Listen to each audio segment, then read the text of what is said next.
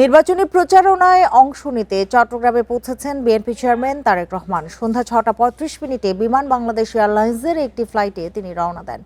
সন্ধ্যা 7:40 তাকে বহনকারী উড়োজাহাজ চট্টগ্রামে অবতরণ করে। কাল তারেক রহমানের প্রথম নির্বাচনী সমাবেশ চট্টগ্রাম নগরের পলো গ্রাউন্ডে। বিকেলে তিনি ফেনীতে যাবেন। সেখানে ফেনী পাইলট স্কুল খেলার মাঠে জনসভায় যোগ দেবেন তিনি। পরে কুমিল্লার 14 গ্রাম হাই স্কুল মাঠে আরেকটি জনসভায় তারেক রহমানের অংশ নেওয়ার কথা রয়েছে। কুমিল্লায় আরও 2টি জনসভা করবেন তিনি। আরও জানাতে চট্টগ্রামের শাহ আমানত বিমানবন্দর এলাকা থেকে যোগ দিয়েছেন সহকর্মী অনুপম শীল।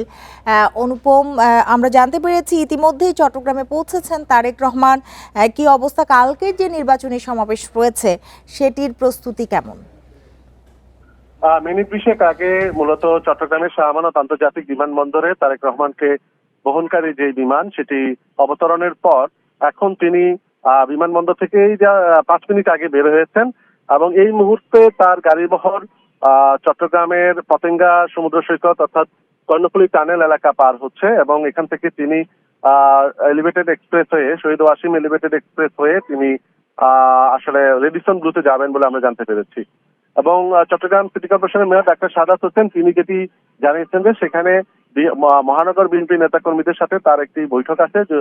এর পরে তিনি মূলত সেখানে আর কোনো আজকে রাজনৈতিক বা তার কোনো আর শিডিউল কোনো অনুষ্ঠান নেই। তবে আগামীকাল সকালে 9:30টায় রেডিসন ব্লুতে 300 শিক্ষার্থীর সাথে তিনি মত বিনিময় করবেন। সেখানে মূলত শিক্ষা, স্বাস্থ্য বা চিকিৎসা, ক্যারিয়ার ডেভেলপমেন্ট এইসব বিষয়গুলো নিয়ে সেখানে একটি তার সেমিনার রয়েছে।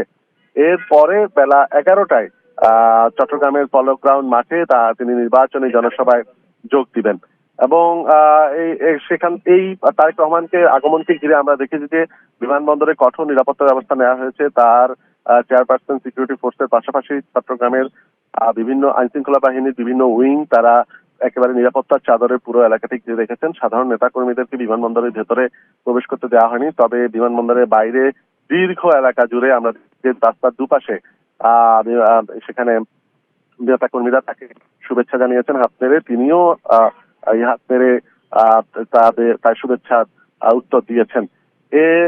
এবং নেতাকর্মীদের মধ্যে স্বভাবতই তারেক রহমানের আগমন এবং চট্টগ্রামের এই নির্বাচনী জনসভা ঘিরে ব্যাপক প্রাণ চাঞ্চল্য তৈরি হয়েছে। তারা বেশ উদ্বেলিত এবং তারা আশা করছেন যে আগামীকালকের যে জনসভা সেই জনসভায় একটি জনসমুদ্রে পরিণত হবে এমনটাই তারা ধারণা করছেন।